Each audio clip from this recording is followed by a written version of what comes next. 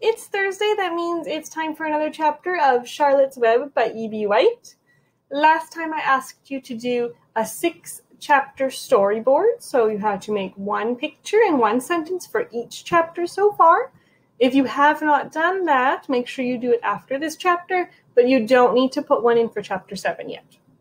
So just your first 6 chapters, chapter 1 through 6, and today's chapter is pretty short, but that means your video will go by quickly and you can get right to your other work you have to do. So this time, chapter 7 is called Bad News.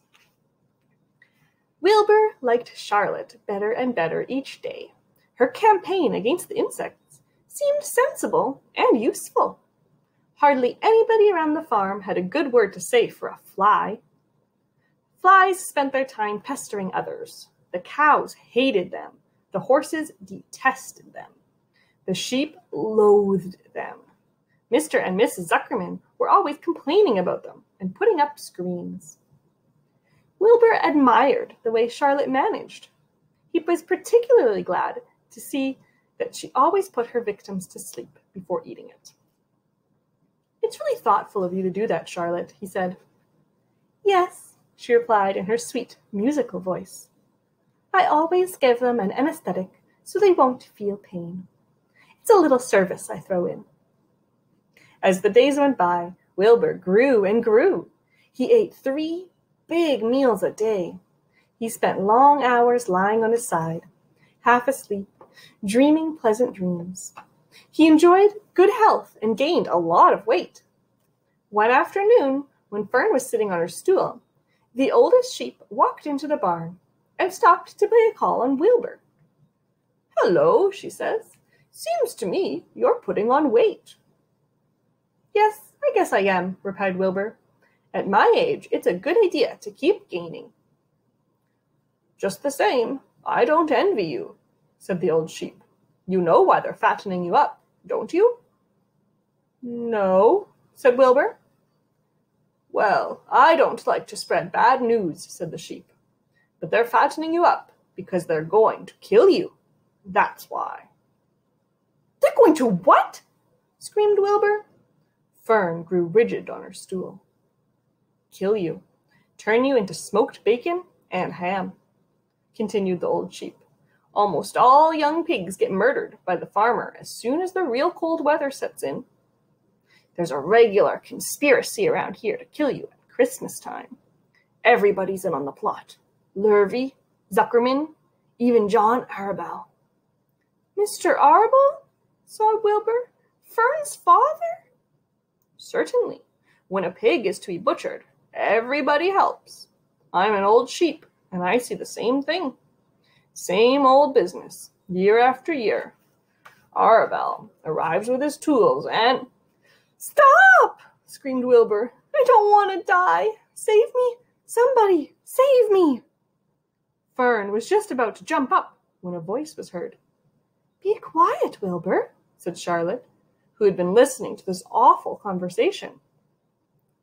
"I can't be quiet," screamed Wilbur, racing up and down.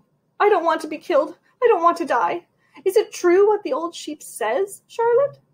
Is it true they're going to kill me when the cold weather comes?"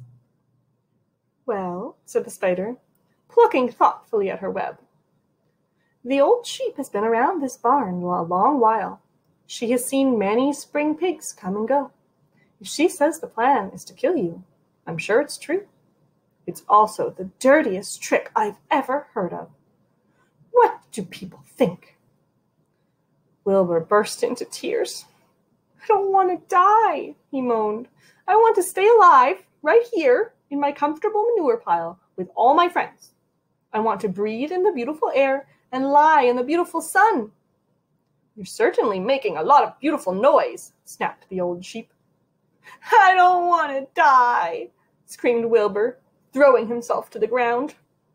"You shall not die," said Charlotte briskly. "What? Really?" cried Wilbur. "Who's coming to save me?" "I am," said Charlotte. "How?" asked Wilbur.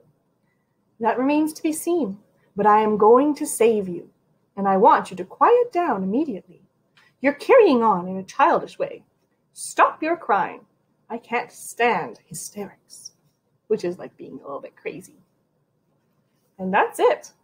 That's the end of chapter 7. And it looks like it ended on a cliffhanger.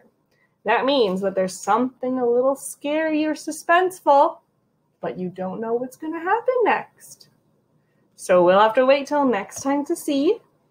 Making sure you always check your old prediction from last time. I wouldn't have guessed that Wilbur was going to be so surprised and scared that they were going to kill him.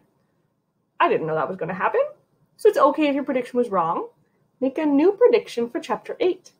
Do you think they're going to find a way to save Wilbur? What do you think that might be? Are they going to use other farm animals for help? How might that happen? Take a guess. It's okay to be wrong. And we'll see you next time for a little bit longer chapter for chapter 8. All right, see you later.